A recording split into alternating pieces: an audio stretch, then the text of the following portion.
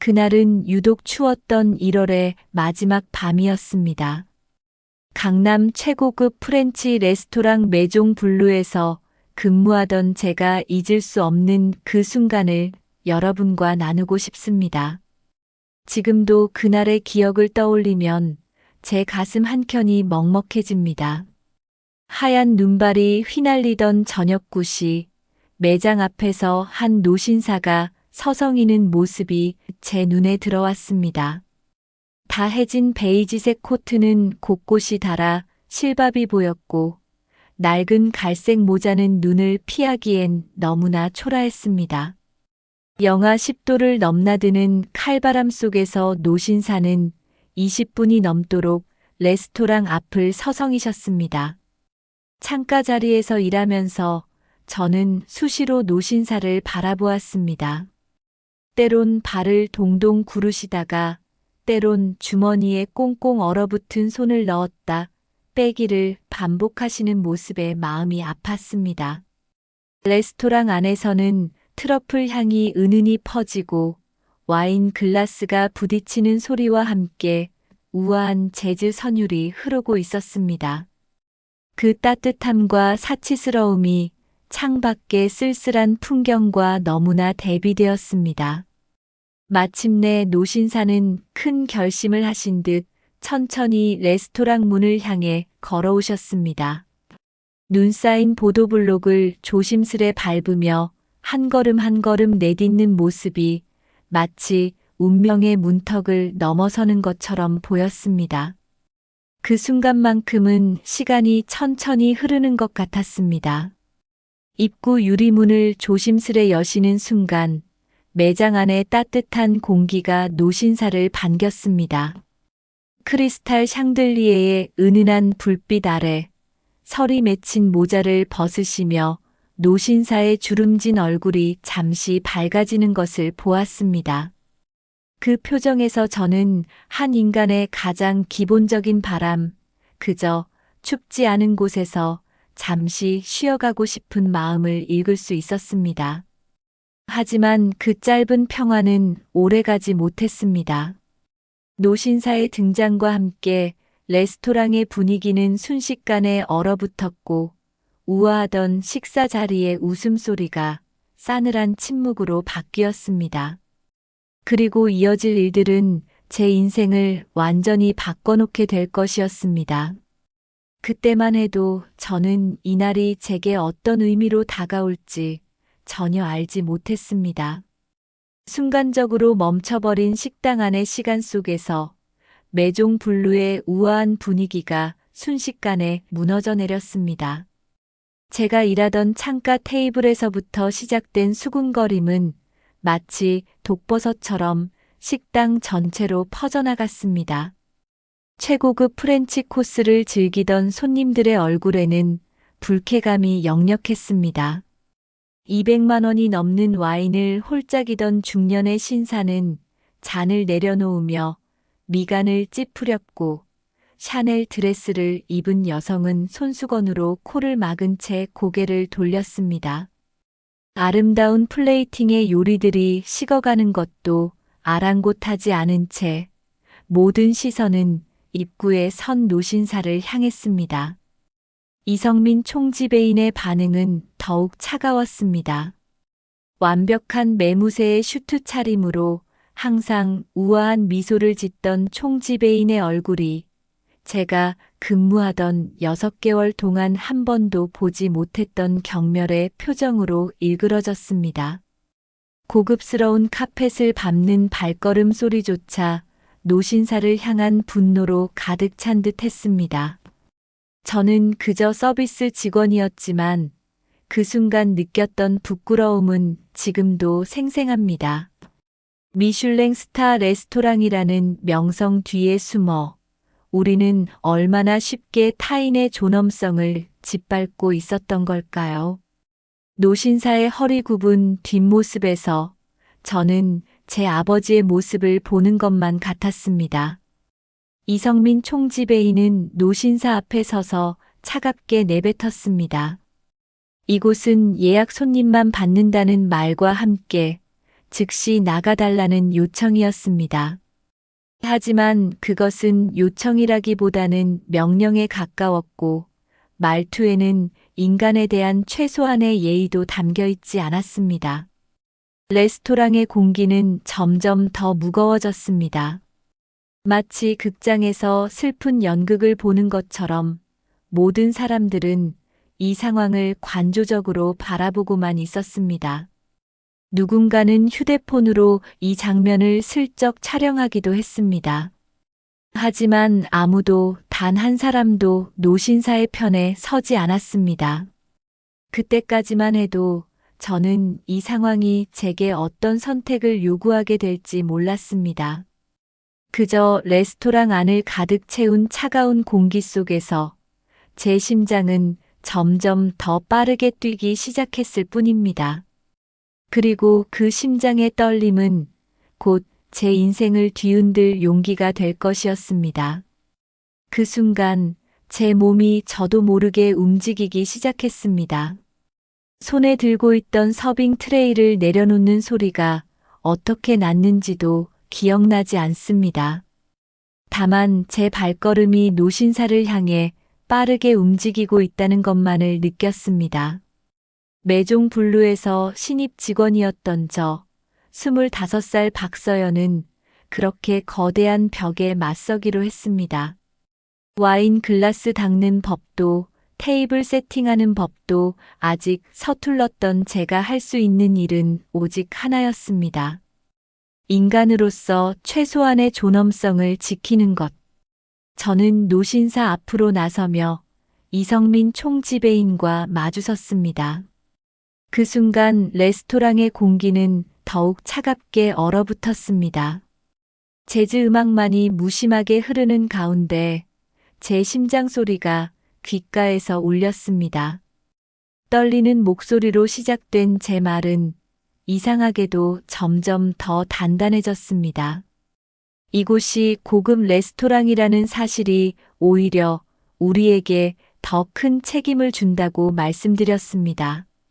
진정한 품격은 값비싼 음식이나 화려한 인테리어가 아닌 사람을 대하는 태도에서 나온다고 이야기했습니다. 제 앞에 서 계신 노신사의 어깨가 살짝 떨리는 것이 보였습니다. 그것이 추위 때문인지 아니면 다른 감정 때문인지는 알 수 없었지만 그 떨림이 제 가슴을 더욱 아프게 했습니다. 저는 노신사를 레스토랑의 한적한 구석 자리로 안내했습니다. 그 순간 저는 알았습니다.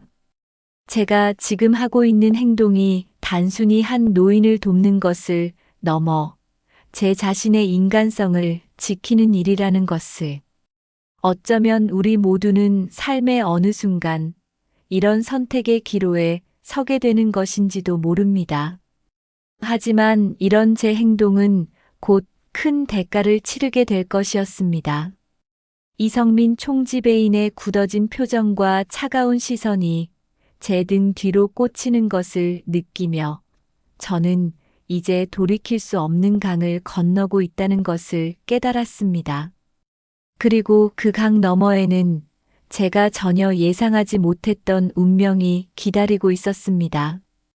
이성민 총지배인의 사무실로 불려들어간 순간 저는 마치 폭풍 한가운데 서 있는 듯한 느낌을 받았습니다.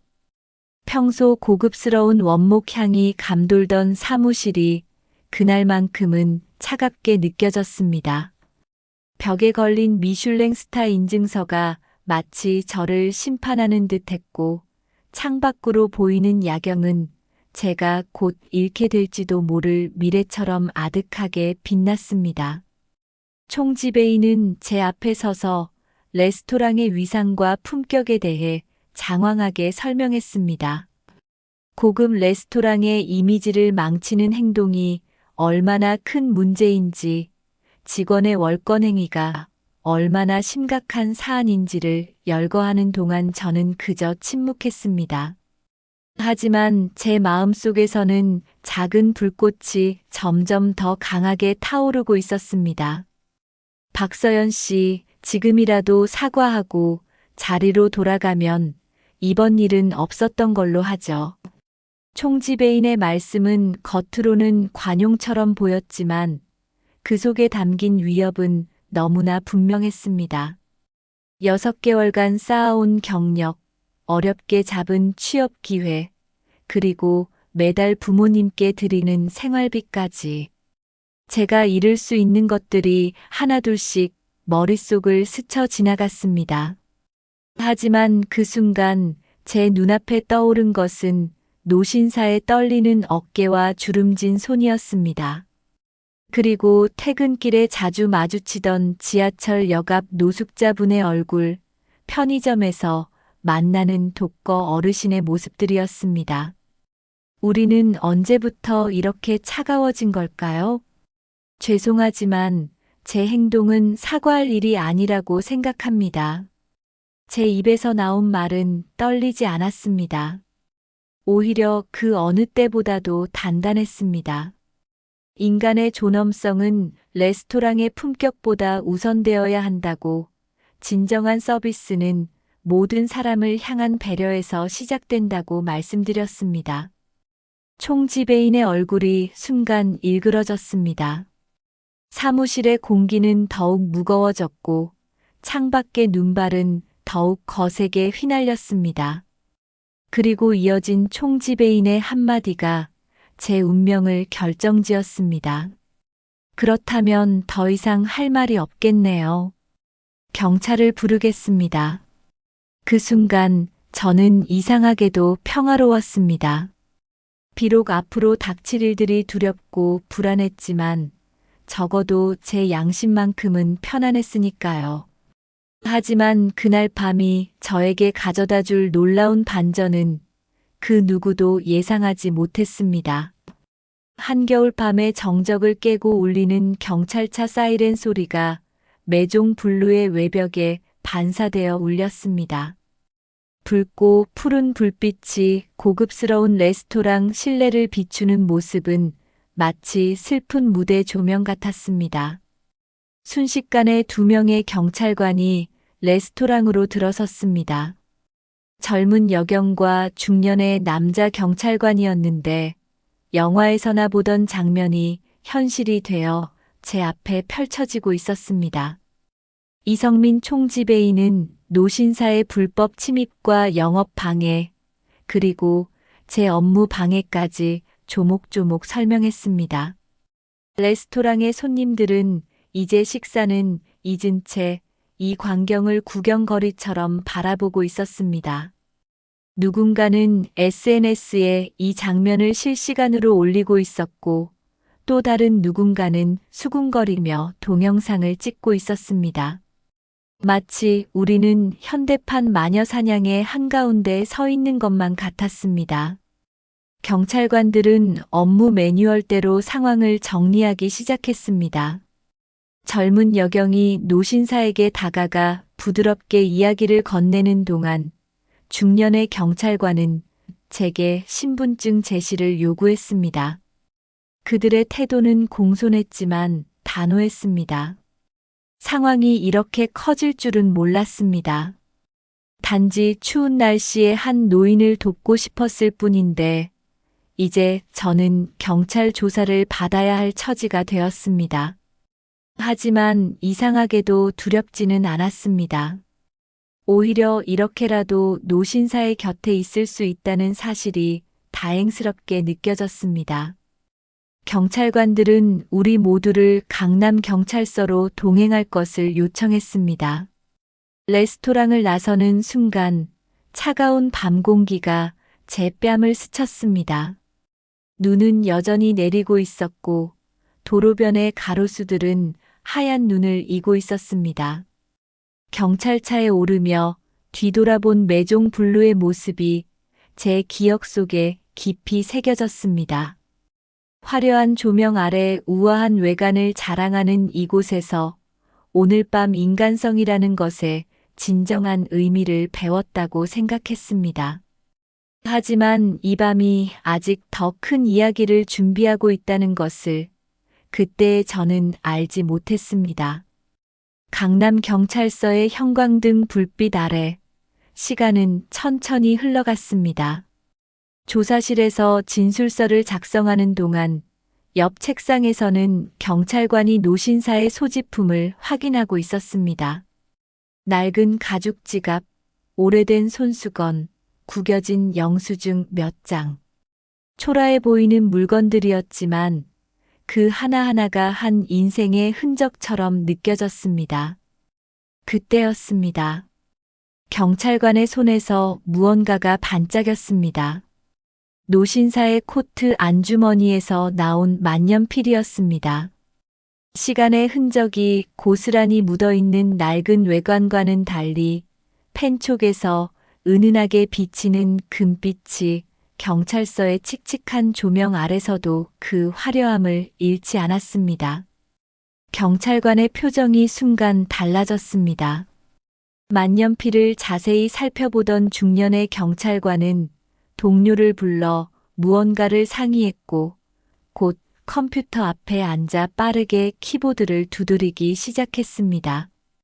저는 그 모습을 멍하니 바라보며 앉아 있었습니다. 만년필에는 정교한 문양과 함께 작은 글씨가 새겨져 있었습니다. 그리고 그 아래에는 하나의 전화번호가 또렷하게 각인되어 있었죠. 경찰관들의 움직임이 분주해졌습니다. 노신사는 그저 조용히 앉아 창밖을 바라보고 계셨습니다. 그 순간 저는 이상한 예감이 들었습니다. 마치 커다란 퍼즐의 한 조각이 제자리를 찾아가는 것 같은 느낌이었습니다. 노신사의 초라한 옷차림과 어울리지 않는 고급 만년필, 그리고 그 속에 숨겨진 전화번호. 이 모든 것이 무언가를 말하고 있었습니다. 경찰관이 전화기를 들었습니다. 한밤중임에도 불구하고 그들은 만년필에 새겨진 번호로 연락을 시도했습니다. 조사실 안에 긴장감이 감돌았습니다.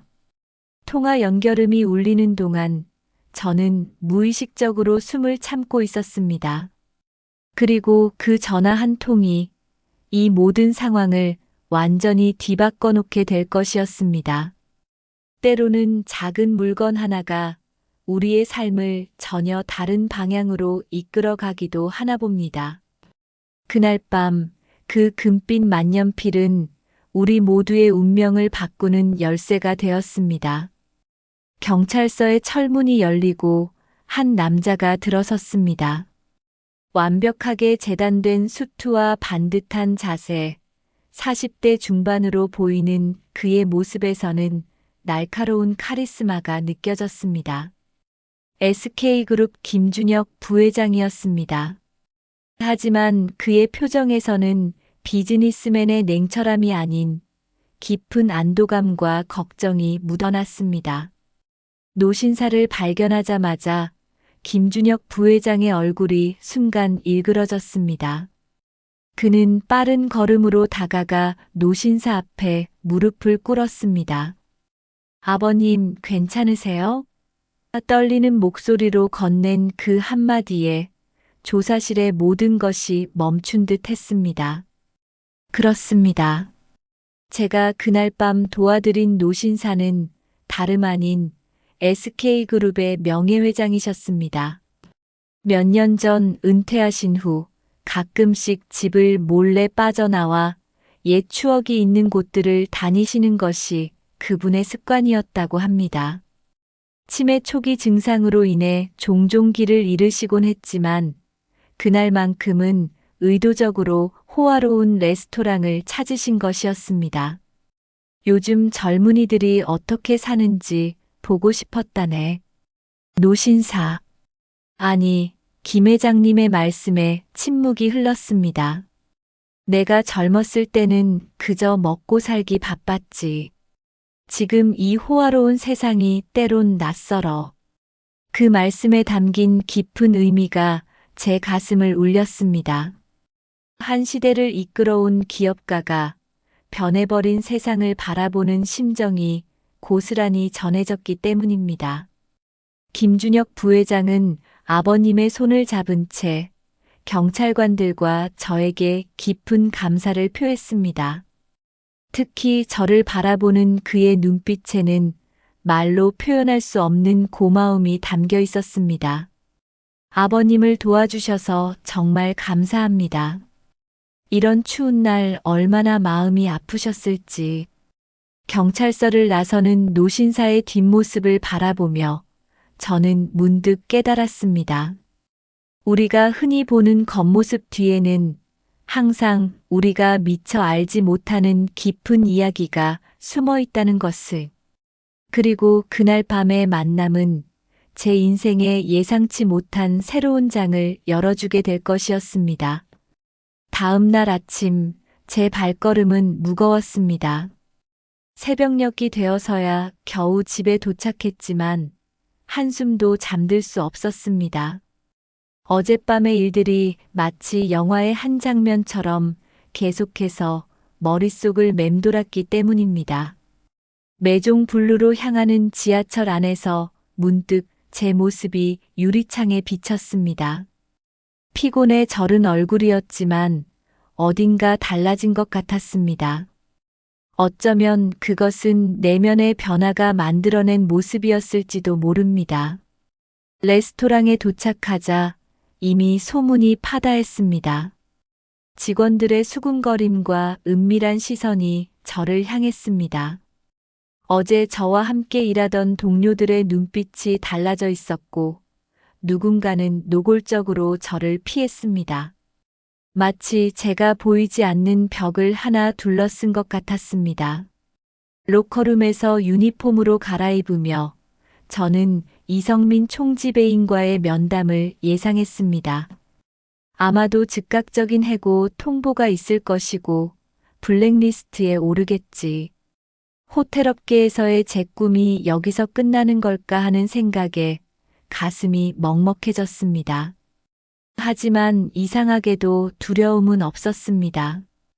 오히려 어젯밤 노신사, 아니, 김 회장님의 눈빛에서 보았던 그 깊은 인간미를 생각하며 작은 위로를 얻었습니다.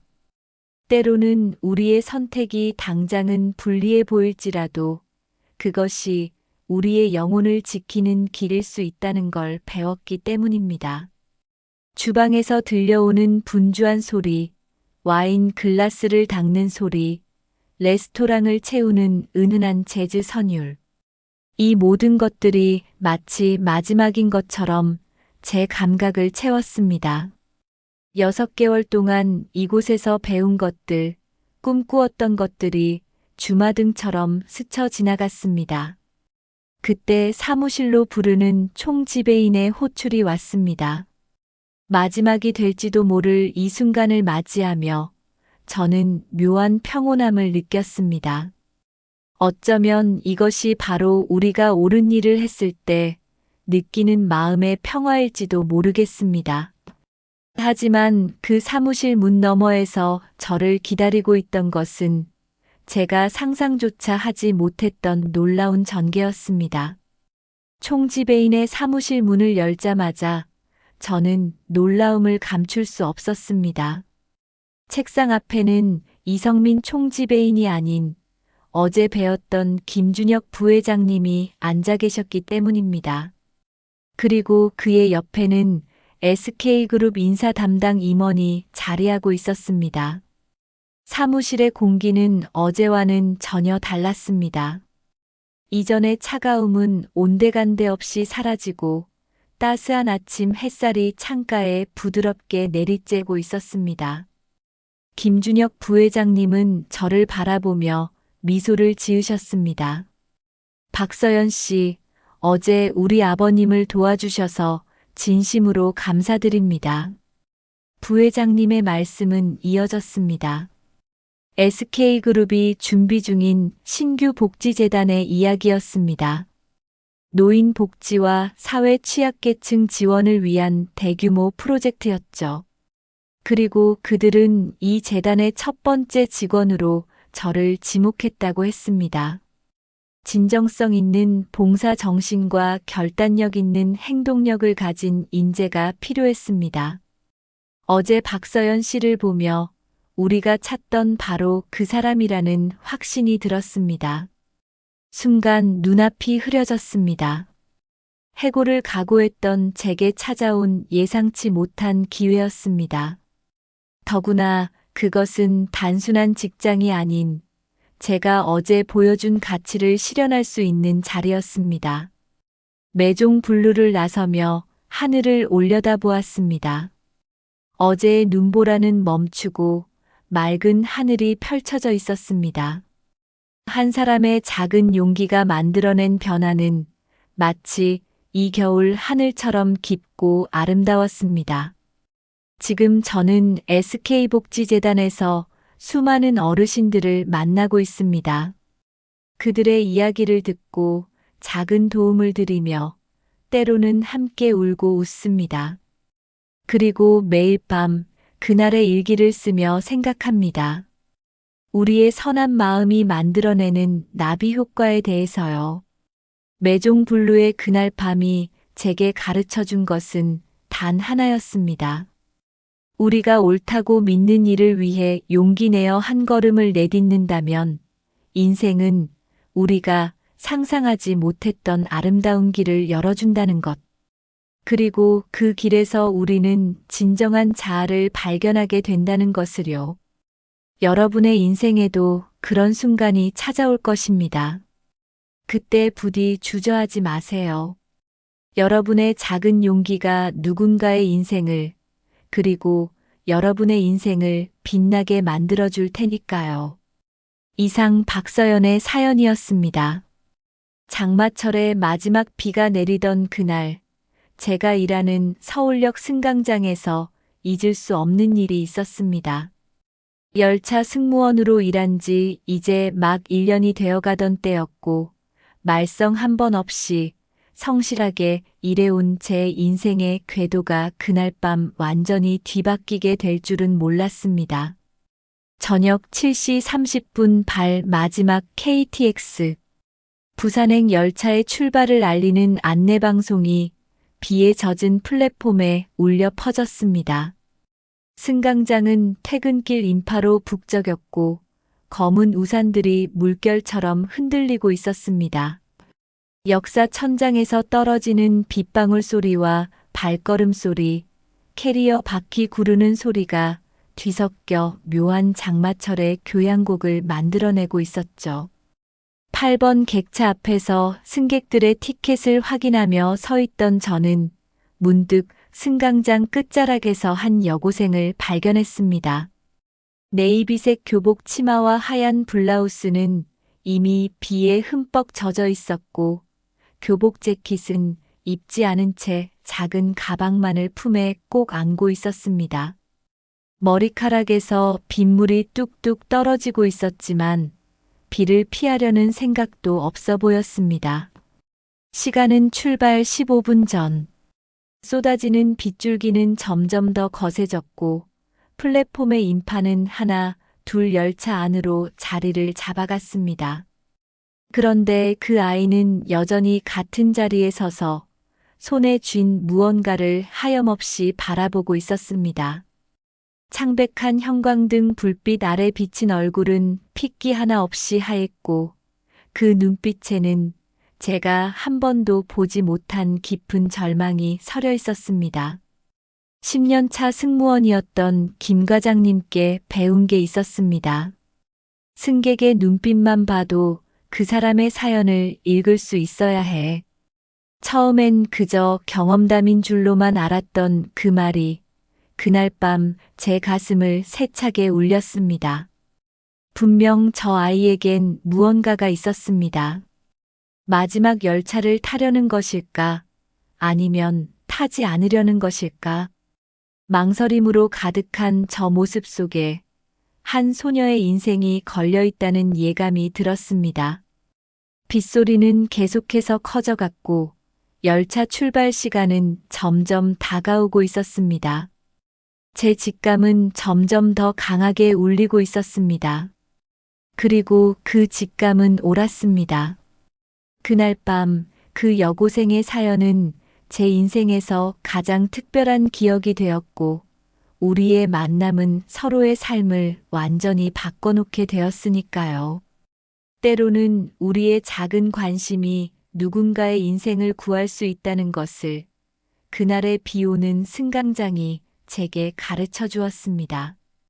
지금도 장마철이 되면 그날의 기억이 선명하게 떠오릅니다.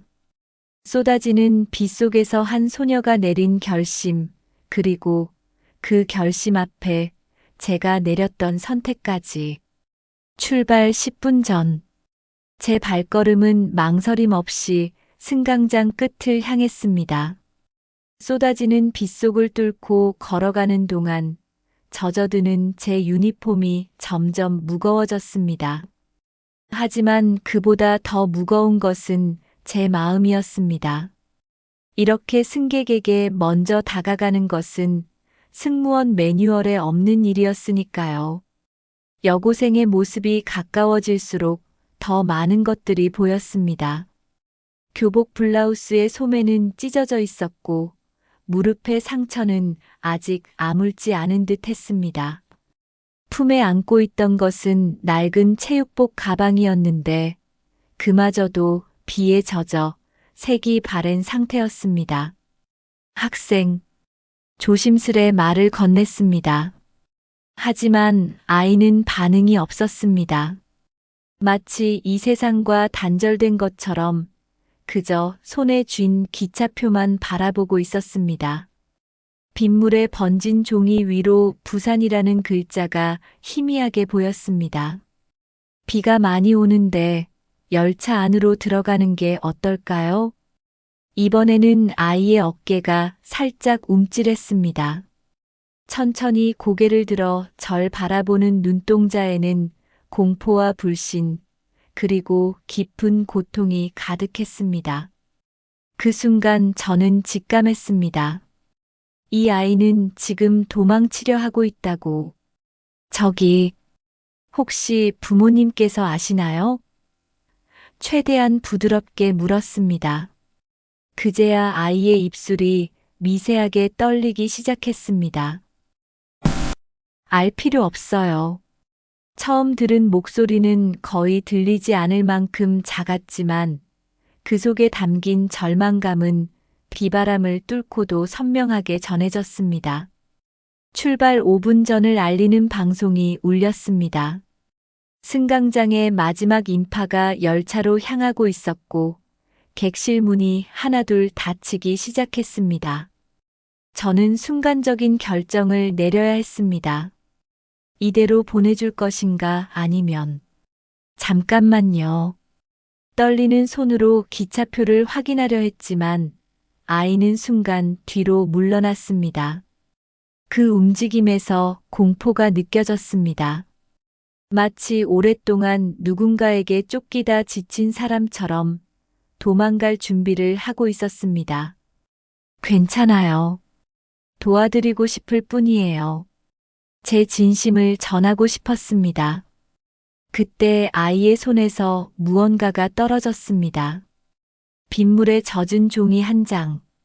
주워들어 보니 그것은 기차표가 아닌 구겨진 편지였습니다. 그리고 그 편지의 첫 줄을 보는 순간 제 심장이 얼어붙었습니다.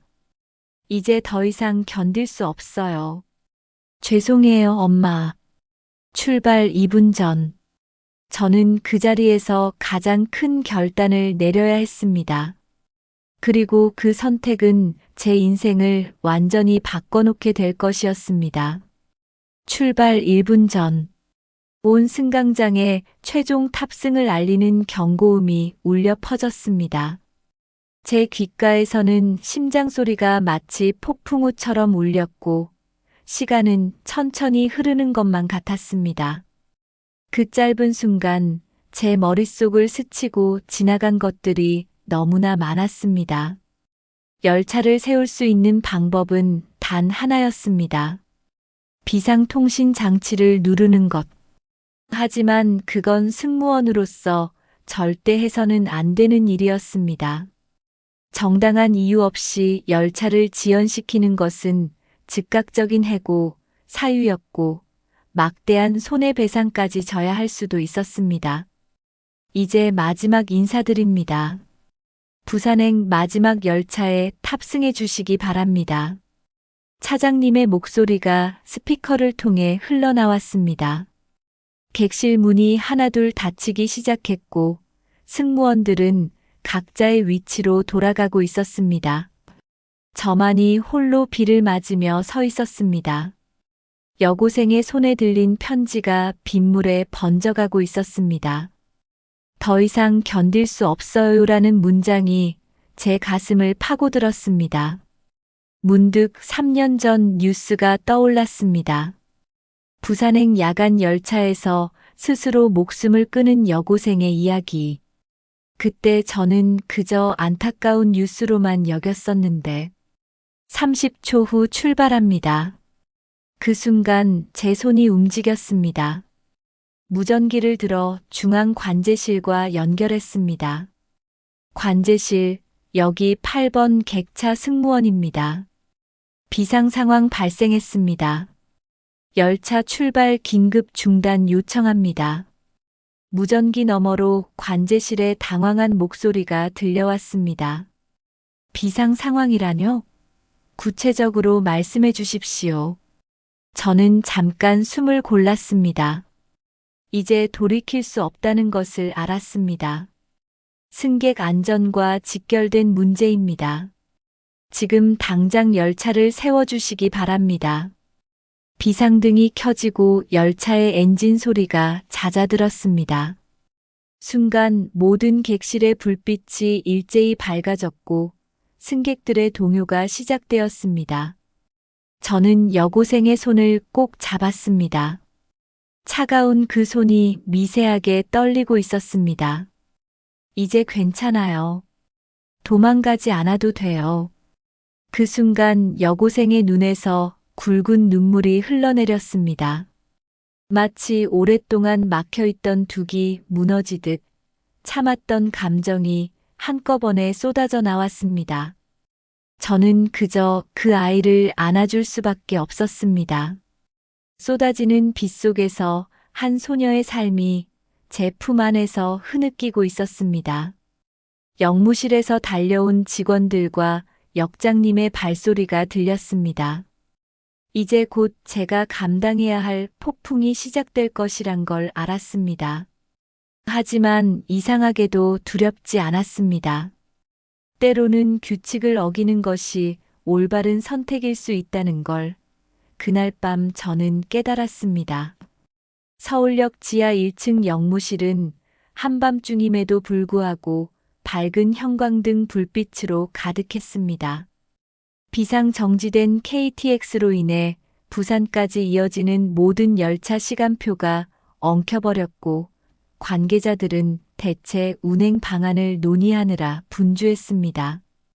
역장실로 불려간 저는 차가운 의자에 앉아 마치 죄인이라도 된 것처럼 고개를 숙이고 있었습니다. 옆자리에는 여고생이 앉아 있었는데 아까의 절망감 대신 공포에 질린 표정이었습니다. 교복에서는 아직도 빗물이 뚝뚝 떨어지고 있었습니다. 정확히 무슨 일이 있었던 건가요? 역장님의 질문에 저는 입을 열었지만 갑자기 옆자리의 여고생이 폭발하듯 울음을 터뜨렸습니다. 제발, 학교에는 알리지 말아주세요. 제발요.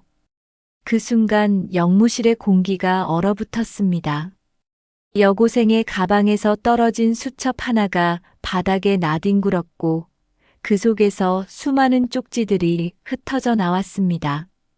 찢겨진 공책과 휴대폰 메시지 캡처 화면들, 그리고 그 속에 담긴 끔찍한 진실이 드러났습니다. 내일 청소 당번 내 차례야.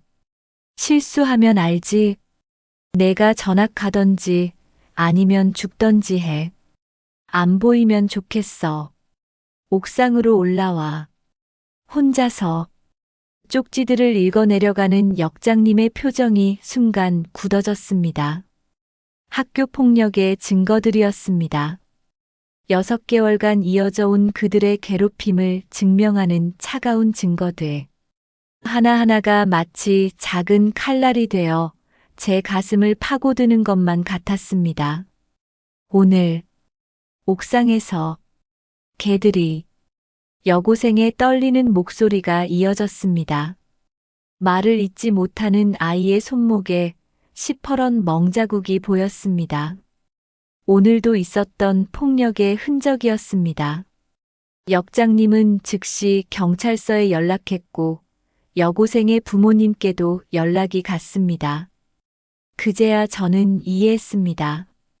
제가 막은 것은 단순한 가출이 아니었습니다. 이 아이는 죽음으로 도망치려 했던 것입니다. 이제 괜찮아요. 여고생의 손을 잡아주며 말했습니다. 차가웠던 그 손이 조금씩 따뜻해지는 것을 느꼈습니다. 밖에서는 여전히 비가 내리고 있었지만 이제 그 빗소리가 조금은 다르게 들렸습니다. 마치 모든 것을 씻어내고 새로운 시작을 알리는 소리처럼 말입니다. 하지만 이 일이 쉽게 끝나지는 않을 것이란 걸 알았습니다. 열차 운행을 방해한 책임을 져야 했고 회사의 징계도 피할 수 없을 것이었습니다. 그러나 이상하게도 후회되지는 않았습니다. 오히려 제가 선택한 이 순간이 어쩌면 우리 모두의 새로운 시작이 될 수도 있겠다는 작은 희망이 피어났습니다. 영무실 밖으로 경찰차의 사이렌 소리가 들려왔습니다. 여고생. 이제는 이름을 알게 된 혜원이는 그 소리에 더욱 작아져 있었습니다. 15살의 어린 나이에 이렇게 많은 어른들 앞에서 자신의 고통을 드러내야 한다는 것이 또 다른 형태의 폭력으로 느껴졌을지도 모릅니다. 여기가 학교 폭력 신고 현장 맞습니까? 여경 2명을 포함한 4명의 경찰관이 들어왔습니다. 그중 1명이 혜원이의 상태를 확인하러 다가갔을 때 아이는 본능적으로 몸을 움츠렸습니다. 그동안 얼마나 많은 어른들에게 도움을 요청했다가 외면당했기에 이런 반응이 몸에 배었을까요? 제 잘못이에요. 전부 다 제가 잘못해서. 혜원이가 작은 목소리로 중얼거렸습니다. 가해자의 말을 그대로 자신의 것으로 받아들인 모습이 너무나 안타까웠습니다. 그때 영무실 문이 다시 한번 거칠게 열렸습니다. 혜원아. 숨가쁘게 뛰어들어온 여자분은 혜원이의 어머님이었습니다. 머리는 헝클어져 있었고 한쪽 신발은 슬리퍼를 신은 채였습니다. 딸의 모습을 보자마자 달려와 안으셨지만 혜원이는 오히려 더 굳어져만 갔습니다. 엄마, 미안해요. 그냥 다 내 잘못이야. 내가. 아니야, 혜원아. 엄마가 미안해. 엄마가 진작 알아채지 못해서. 그제야 터져나온 혜원이의 울음소리가 영무실을 가득 채웠습니다. 6개월간 참아왔던 모든 고통이 한꺼번에 쏟아져 나오는 것 같았습니다. 어머님도 함께 우시면서 딸을 안아주셨고 그 모습을 지켜보는 경찰관들과 영무원들의 눈시울도 붉어졌습니다. 여경 한 분이 조심스레 다가와 혜원이의 휴대폰을 확인했습니다. 메시지함에는 끝없는 협박과 조롱이 가득했고 사진첩에는 그동안의 학교폭력 증거들이 차곡차곡 정리되어 있었습니다. 증거를 모으고 있었던 거였습니다. 하지만 신고할 용기는 내지 못했던 거죠. 경찰은 즉시 학교와 교육청에 연락했고 가해 학생들의 집으로도 연락이 갔습니다. 한밤중에 시작된 수사는 들불처럼 번져갔습니다. 그리고 그 과정에서 혜원이뿐만 아니라 더 많은 피해자들이 있었다는 사실이 드러났습니다. 영무실 밖에서는 열차 지연에 대한 안내방송이 계속해서 흘러나왔습니다. 수백 명의 승객들이 불편을 겪고 있었고 그 책임은 고스란히 제가 져야 할 것이었습니다. 하지만 혜원이의 얼굴에서 조금씩 안도감이 번져가는 것을 보며 저는 제 선택이 옳았다는 확신이 들었습니다. 때로는 한 사람의 용기가 필요한 순간이 있습니다. 그리고 그 용기는 예상치 못한 곳에서 더 큰 변화를 만들어내기도 합니다. 그날 밤 한 열차의 멈춤은 단순한 운행 중단이 아닌 우리 사회의 어두운 그늘을 비추는 작은 빛이 되었습니다. 다음 날 아침 제 휴대폰이 쉴 새 없이 울려댔습니다. TV 뉴스에서는 학교 폭력 피해 여고생을 구한 열차 승무원이라는 제목의 기사가 속보로 나가고 있었고 온라인 커뮤니티에는 관련 글들이 폭발적으로 공유되고 있었습니다. 누군가가 영무실에서 찍은 영상이 SNS에 퍼진 모양이었습니다. 빗물에 젖은 교복을 입은 여학생을 감싸 안은 철도 승무원의 모습이 순식간에 화제가 되었습니다. 처음에는 열차 지연에 대한 항의성 게시물이었다가 진실이 알려지면서 응원의 목소리로 바뀌어 갔습니다. 저도 학교폭력 피해자였습니다. 그때 누군가 저를 위해 멈춰줬더라면 한 사람의 용기가 한 생명을 구했습니다. 이런 승무원이 있다는 게 자랑스럽습니다. 댓글들을 읽어 내려가는 동안 제 눈시울이 뜨거워졌습니다. 열차를 세운 것은 분명 잘못된 판단이었을지도 모릅니다. 하지만 그 선택이 옳았다는 것을 많은 사람들이 인정해주고 있었습니다.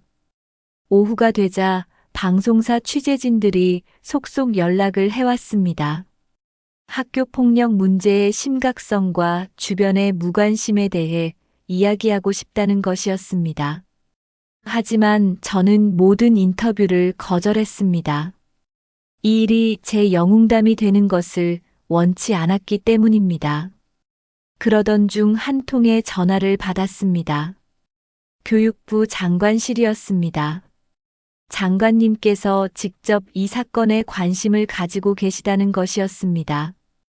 단순한 학교 폭력 사건이 아닌 우리 사회가 직면한 더 큰 문제로 바라보고 계신다고 했습니다. 밤이 되어 뉴스를 보니 혜원이의 학교는 이미 큰 소용돌이에 휩싸여 있었습니다. 교장 선생님이 사퇴했고 가해 학생들은 전원 출석 정지 처분을 받았습니다. 그동안 묻어두었던 다른 폭력 사건들도 하나둘 드러나기 시작했습니다. 하지만 가장 놀라운 변화는 다른 곳에서 일어나고 있었습니다. 전국 각지에서 학교 폭력 피해 제보가 쏟아지기 시작한 것입니다. 마치 오랫동안 막혀있던 둑이 한 번에 무너진 것처럼 침묵하고 있던 피해자들이 하나둘 목소리를 내기 시작했습니다. 그리고 그날 밤 혜원이에게서 문자 한 통이 왔습니다. 선생님, 덕분에 오늘 처음으로 편하게 잠들 수 있을 것 같아요. 정말 감사합니다. 창밖으로 보이는 달빛이 유난히 밝았습니다. 어쩌면 우리는 모두 누군가의 기적이 될 수 있다는 생각이 들었습니다. 그것이 비록 작은 용기에서 시작된 것일지라도 그 파동은 우리가 상상하지 못할 만큼 멀리까지 퍼져나갈 수 있다는 것을 말입니다.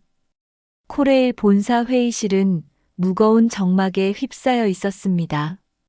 징계위원회가 열리는 15층 회의실 창밖으로는 서울의 화창한 전경이 펼쳐져 있었지만 실내의 공기는 차갑기만 했습니다. 검은 정장을 입은 저는 징계위원들 앞에 홀로 서 있었습니다. 박소윤 승무원, 본인의 행위가 얼마나 심각한 규정 위반인지 알고 계십니까? 징계위원장의 목소리가 회의실에 울렸습니다. 책상 위에는 사건 당일의 모든 기록이 펼쳐져 있었습니다. 열차 운행 중단으로 인한 손실액 추산, 지연된 승객들의 민원 내용, 그리고 제가 위반한 모든 규정들의 목록까지. 열차 한 편의 운행 중단은 단순한 일이 아닙니다. 수백 명의 승객들의 일정이 망가졌고 연계된 모든 열차 스케줄이 무너졌습니다. 이는 철도 시스템 전체를 흔드는 중대한 사안입니다. 제 앞에 놓인 서류들을 하나하나 짚어가는 동안 머릿속에는 그날 밤의 기억이 스쳐 지나갔습니다. 혜원이의 떨리는 손, 그 차가운 빗물, 그리고 절망 속에서 피어난 작은 희망까지. 하지만 제가 조심스레 입을 열었습니다. 그날 밤 한 생명의 가치는 이 모든 손실보다 컸다고 생각합니다. 회의실이 술렁였습니다. 누군가는 한숨을 쉬었고 또 다른 누군가는 고개를 끄덕였습니다. 제 이야기는 계속되었습니다. 철도는 단순한 운송수단이 아닙니다. 우리는 사람을 나릅니다. 그들의 삶과 꿈과 희망을 함께 실어 나릅니다. 그날 밤 저는 한 어린 승객의 생명이 위험에 처한 것을 보았고 그저 지나칠 수 없었습니다. 잠시 침묵이 흘렀습니다. 그때 한 위원이 말을 이었습니다. 하지만 규정이 있습니다. 이유가 어떻든 규정을 어긴 것은 사실이고 그에 따른 책임을 져야 합니다. 네, 알고 있습니다. 제 선택에 대한 책임을 질 준비가 되어 있습니다. 다만, 저는 잠시 숨을 고르고 다시 말을 이었습니다. 우리가 지켜야 할 가장 중요한 규정은 인간의 생명과 존엄성을 지키는 것이라고 생각합니다. 회의실 안에 다시 긴 침묵이 흘렀습니다. 창밖으로 날아가는 새 한 마리가 보였습니다. 자유롭게 날아가는 그 모습이 부럽게 느껴졌습니다. 하지만 후회는 없었습니다. 그날의 선택은 제 인생에서 가장 자랑스러운 순간이었으니까요. 징계위원장이 마지막 발언을 준비하는 동안 저는 문득 깨달았습니다. 때로는 규칙을 어기는 것이 더 큰 규칙을 지키는 길이 될 수 있다는 것을. 그리고 그 선택 앞에서 우리는 모두 홀로 서야 한다는 것을. 이제 곧 제 운명을 결정할 징계 결과가 발표될 터였지만 제 마음만큼은 이상하리만치 평온했습니다. 징계위원회가 끝난 다음 날 본사 건물 앞에서 뜻밖의 광경을 마주했습니다. 수십 명의 학생들이 피켓을 들고 서 있었습니다. 박소윤 승무원을 징계하지 말아주세요. 그날의 기차는 우리의 희망을 실어날랐습니다. 같은 문구들이었습니다. 그 중에서 혜원이의 모습을 발견했습니다. 더 이상 두려움에 떨던 모습이 아닌 당당한 눈빛으로 서 있는 모습이었습니다.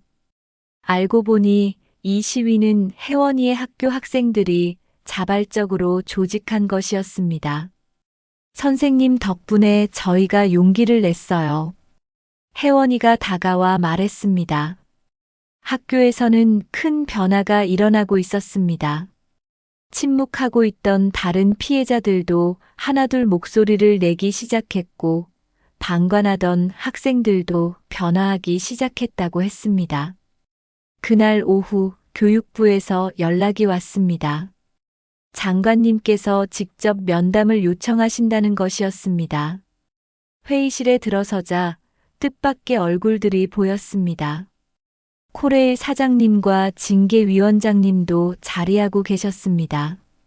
박소윤 승무원님, 귀하의 행동은 단순한 규정 위반이 아닌 우리 사회의 경종을 울린 중요한 사건이었습니다. 장관님의 말씀이었습니다. 이어서 새로운 학교폭력 예방 프로그램 계획이 공개되었습니다. 시민 영웅 프로젝트라는 이름의 이 프로그램은 위기 상황에서 올바른 판단과 행동을 한 시민들의 사례를 교육에 활용하는 것이었습니다. 이 프로젝트의 첫 번째 사례로 박승무원님의 이야기를 다루고 싶습니다. 갑작스러운 제안에 저는 할 말을 잃었습니다. 더욱 놀라운 것은 코레일 사장님의 발표였습니다. 우리 공사는 박소윤 승무원에 대한 모든 징계를 취소하기로 결정했습니다.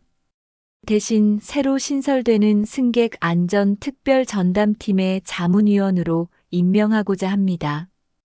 회의실 창밖으로 따스한 햇살이 비쳐들었습니다. 한 달 전 그날의 비와는 전혀 다른 날씨였습니다. 문득 깨달았습니다. 우리가 옳다고 믿는 일을 위해 한 걸음을 내디딜 때 세상은 예상치 못한 방식으로 우리에게 답을 준다는 것을. 퇴근길 혜원이에게서 문자가 왔습니다. 학교에 새로 만들어진 학생인권위원회의 초대위원장으로 선출되었다는 소식이었습니다. 작은 기차역에서 시작된 변화가 이제는 하나의 큰 물결이 되어 퍼져나가고 있었습니다. 그로부터 3개월이 지난 어느 가을날, 저는 한 고등학교 강당에 서 있었습니다.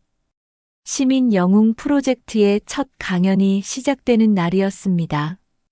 강당을 가득 메운 학생들 사이로 혜원이가 보였습니다. 이제는 당당한 걸음걸이로 무대에 올라 마이크를 잡았습니다. 안녕하세요.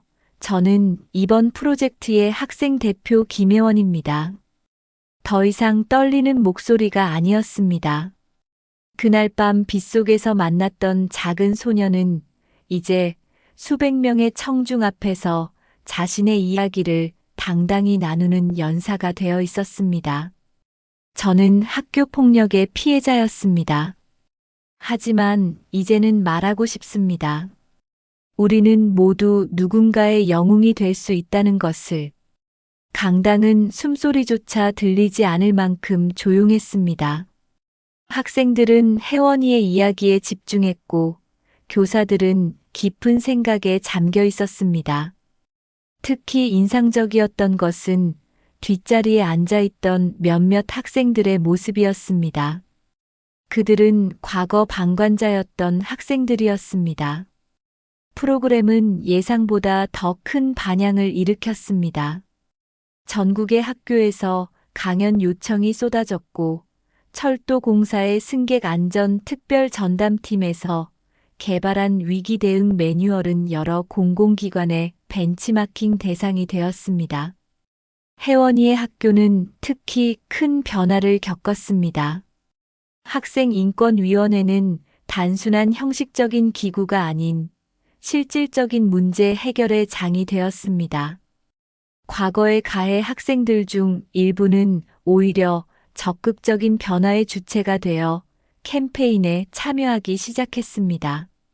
선생님, 이제는 매일 밤 편하게 잠들 수 있어요. 강연이 끝난 후 혜원이가 말했습니다. 그 말에는 더 이상의 설명이 필요하지 않았습니다. 한 사람의 작은 용기가 만들어낸 변화는 이제 더 큰 희망이 되어 돌아오고 있었기 때문입니다. 교육부에서 발표한 통계는 더욱 고무적이었습니다. 프로그램이 시행된 학교들에서 학교폭력 신고율은 증가했지만 실제 폭력 발생 건수는 크게 감소했습니다. 침묵하던 이들이 목소리를 내기 시작했고 방관하던 이들이 행동하기 시작한 것입니다. 그날 저녁 서울역 플랫폼에서 근무하며 문득 하늘을 올려다보았습니다. 3개월 전 그날의 비는 그쳤고 이제는 맑은 가을 하늘이 펼쳐져 있었습니다. 승강장에는 여전히 수많은 사연을 가진 사람들이 오가고 있었습니다. 그들 중 누군가는 지금도 혜원이처럼 도움의 손길을 기다리고 있을지 모릅니다. 하지만 이제는 알고 있습니다. 우리 모두가 서로의 영웅이 될 수 있다는 것을, 그리고 그 작은 용기가 모여 세상을 바꿀 수 있다는 것을. 정확히 1년 후 저는 다시 그날의 승강장에 서 있었습니다. 이제는 평범한 승무원이 아닌 코레일 승객 보호팀 수석 매니저라는 새로운 직함을 달고 있었습니다. 그날의 선택이 만들어낸 변화는 제 생각보다 훨씬 더 크고 의미 있는 것이었습니다. 박소윤 매니저님. 뒤에서 들려온 반가운 목소리에 돌아보니 혜원이었습니다. 이제는 고등학교 3학년이 된 그녀의 모습은 1년 전과는 완전히 달라져 있었습니다. 교복 왼쪽 가슴에는 전국학생인권위원회 대표라는 배지가 반짝였습니다. 전국 각지를 다니며 시민 영웅 프로젝트를 이끌어온 혜원이는 이제 전국 방송에도 자주 출연하는 청소년 인권 운동가가 되어 있었습니다. 그녀의 용기 있는 발언은 많은 침묵하던 피해자들에게 희망이 되었고 학교폭력 예방법 개정안은 혜원이법이라는 별칭으로 불리며 국회에서 논의되고 있었습니다. 매니저님, 오늘이 그날이죠? 혜원이가 물었습니다. 그렇습니다. 오늘은 그날의 1주년이었습니다. 우리는 함께 그날의 승강장을 걸었습니다. 이제는 비가 내리지 않았지만 그날의 기억은 선명하게 남아 있었습니다. 작년 이맘때 시작된 시민 영웅 프로젝트는 이제 전국 2,000개 학교에서 시행되고 있었습니다. 학교 폭력 신고는 증가했지만 실제 폭력 사례는 30% 가까이 감소했다고 합니다. 무엇보다 가장 큰 변화는 사람들의 인식이었습니다. 더 이상 방관자가 되지 않겠다는 학생들의 다짐, 그것이 가장 큰 성과였습니다. 작년에 멈춘 그 열차 말이에요. 혜원이가 잠시 말을 멈추었다가 이어갔습니다. 사실은 부산에 도착하면 모든 걸 끝내려고 했어요. 하지만 이제는 달라졌어요. 제 인생이라는 열차가 새로운 목적지를 향해 달리고 있거든요. 저녁 무렵 서울역은 여전히 수많은 사람들로 붐볐습니다. 누군가는 떠나고 누군가는 돌아오고 그들 모두가 저마다의 사연을 안고 있을 것입니다. 때로는 한 사람의 작은 용기가 필요한 순간이 있습니다. 그리고 그 용기는 예상치 못한 기적이 되어 돌아올 수 있다는 것을 저는 이제 알고 있습니다. 다음 달부터 시작되는 새 프로그램 준비는 잘 돼가나요? 혜원이가 물었습니다. 코레일과 교육부가 공동으로 준비 중인 청소년 멘토링 프로그램의 이야기였습니다. 이제는 전국의 모든 역에서 도움이 필요한 청소년들을 위한 안전망이 만들어질 예정이었습니다. 해가 저물어가는 서울역 승강장에서 우리는 잠시 말없이 서 있었습니다. 열차들은 여전히 제 시간에 맞춰 움직이고 있었지만 이제 그 안에는 더 따뜻한 이야기가 실려 있었습니다. 때로는 정해진 선로를 벗어나는 것이 누군가에게는 구원이 될 수 있다는 것을 그날의 비는 우리에게 가르쳐 주었습니다.